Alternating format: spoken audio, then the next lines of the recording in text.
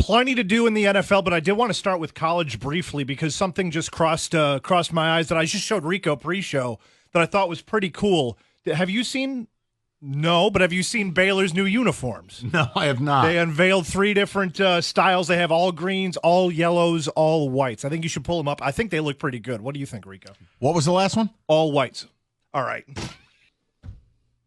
You didn't see that, Rake? I saw it as the words were leaving my mouth. I was like, oh, here we go. All right. That's great. That'll pair nicely with that drop. I will take a look. Rico, you have seen them? I have. And you know what? It was one of those things that we often fault teams for going away from their colors, but Baylor stayed within their color scheme. And, yeah, and it's one of those where they can mix and match the pants and the jerseys, from the helmets to the very jerseys. sharp. Yeah, it is. So very sharp. I know which one Kenny likes the best. That's clear. The all yellows. Yeah, they're great. No, I think now the question is with the helmet, are they still using the little baby bear?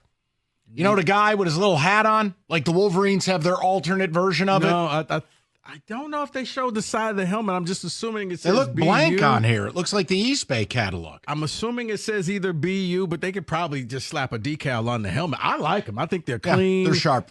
They stay within their color scheme, and yeah, I mean, you could just mix and match it. I was like, okay, this I do like. So to the NFL now, they're moving away from OTAs. A lot of speculation that this is to do what? Move to an 18-game schedule. Correct. And I think what our future is going to be is June 1st, you will have training camps open up. There will be more coverage, more practice, more ramp up, and fewer preseason games. And it'll just further extend the calendar, which I don't think we need.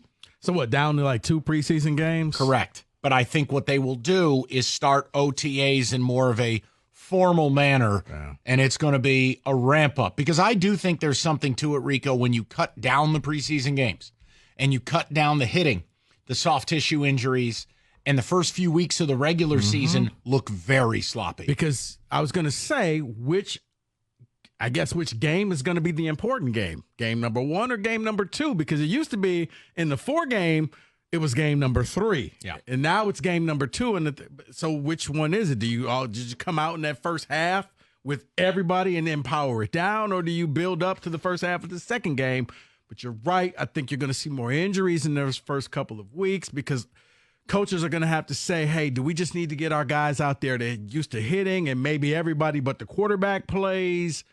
But the NFL, yeah, they're now officially going to do it so they can go year-round, starting in June. It'll be the training camp and everything, because you were like, hey, they get the month of May off. No, they don't. What a blessing. Because in May, you get the schedule reveal, and that's going to be enough to carry talk for the entire month. Well, it is May, and just because it's May and no football is being played doesn't mean that players aren't going to start running their mouths. Joey Porter Jr. says he's the best cornerback in the NFL. Right, and Paul Serra just said he's a better music artist than Taylor Swift. Neither of those comments are true.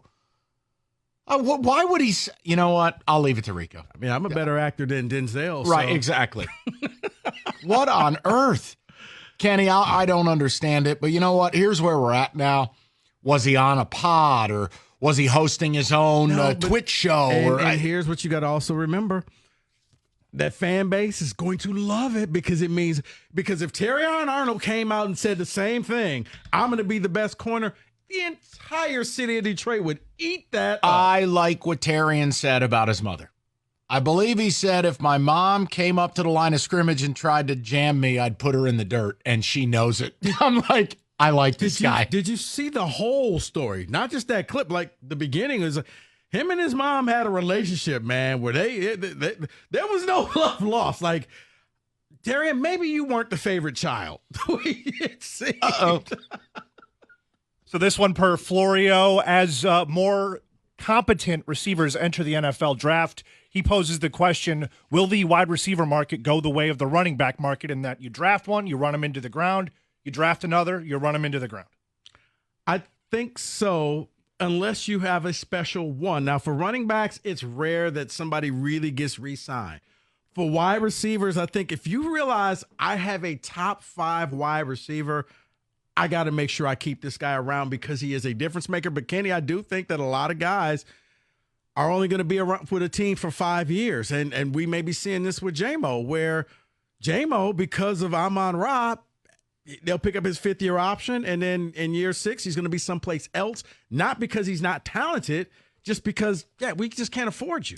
Here's the other thing, and I know we're limited on time. The sport continues to get younger, meaning it used to be you could be 34 or 35 at a skill position and still play. Then it became 32, and it became 30. We're getting to a point where running backs at age 28 are aging out. Wide receivers won't be far behind. I think it is getting to something where the only guys on your team that'll be over the age of 30 are going to be your tackles, your elite pass rusher, and your quarterback. That's about it. Yeah. So I think it's unless you have that special player, and then maybe you keep the corner, you keep that wide receiver, you keep that tight end. Look at receivers once they hit age 30 and tell me what you see. Yeah, because if not, it's like, well, we could afford to keep one, but we got to let the other one go. I mean, Cincinnati's dealing with that problem right now. San Francisco's dealing with that problem right now. And in a few years, Detroit, you're going to be dealing with that problem. So in the Who Asked for This Bowl, the NFL is considering Paris and Dublin as future hosts for games. Why do we keep this charade going? Rico, tell them. Money, TV markets. Yeah, you know what, Kenny? I was sitting in the room and I said, look, guys, I think we've ruined college football enough. We need to really ruin the NFL. How about we go to Paris? Paris.